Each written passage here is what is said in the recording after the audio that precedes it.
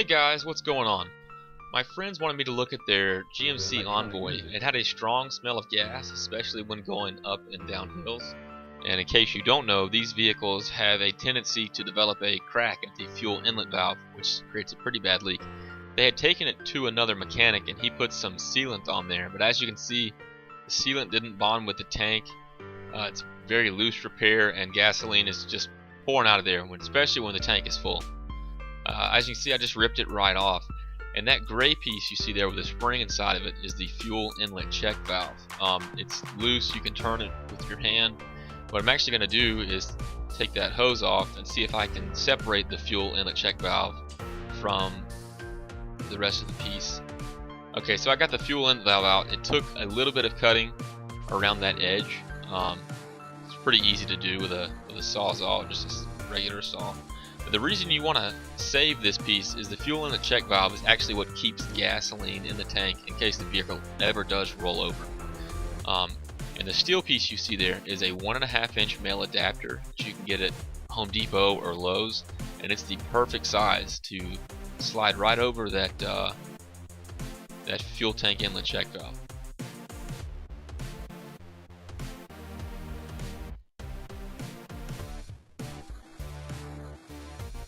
The other good thing about this 1.5-inch male adapter, which is a galvanized steel, is that the threads on it are pretty much the perfect match for the size hole that's already cut into the tank. As you can see, I think I just screwed in like 1 or 2 threads here, and I just tap it just to show you that it definitely catches pretty good, and it's not going anywhere.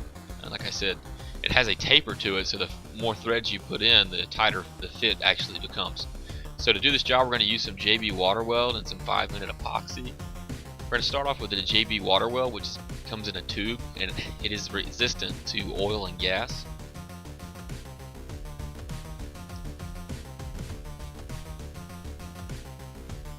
So this stuff pretty much looks like Play-Doh. It has an outer layer and an inner layer, and as you begin to mix it, it changes colors, and I think you get about 30 minutes to 45 minutes of working time with this stuff. So it's pretty easy to work with. So I'm basically just going to mix it up, and when I get the consistency that I want, I'm going to smear it onto the inlet check valve before I put it inside of the galvanized steel adapter.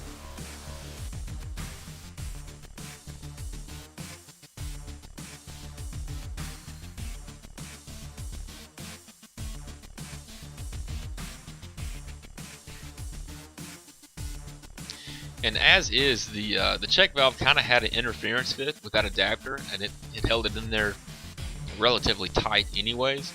But I just wanted to put this JB weld on there for it would last for years on the road without falling off. So I just slid it in, took some convincing, but it went on, and then I just wiped the excess off. And I'm actually going to save that for later because I might want to put it back over the threads when I'm done. And as you can see, there's a check valve operating. Works fine. The next thing I'm going to do is work with my epoxy. It's a 2-part epoxy, which is also resistant to oil and gas. I'm going to mix it together in the tray there, and I'm going to use the epoxy on the threads of that adapter. And the reason I want to put the epoxy on the threads is, 1, it's going to lock it in place after I screw it in, so I won't have to worry about it coming back out. And 2, the epoxy is going to seal any gaps or any small air holes that gasoline could leak out of that would be left if I didn't put it there. So it'll act as a sealant, and it's also going to act to keep that check valve from backing out of place after I screw it in.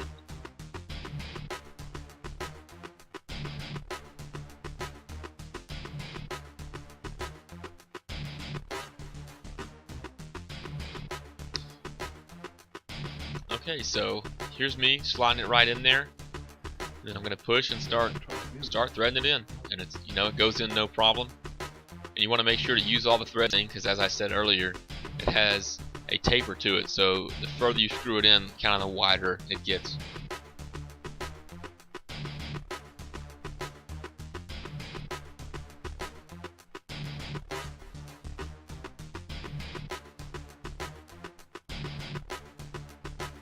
Starting to get a little bit harder to thread in as it tapers up at the top, which is what we want. We're getting a pretty good fit out of this thing.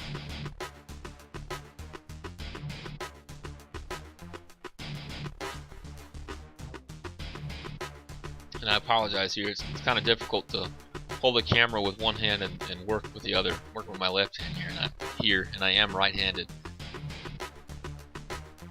Okay, so there it is in the car. It's definitely not going anywhere.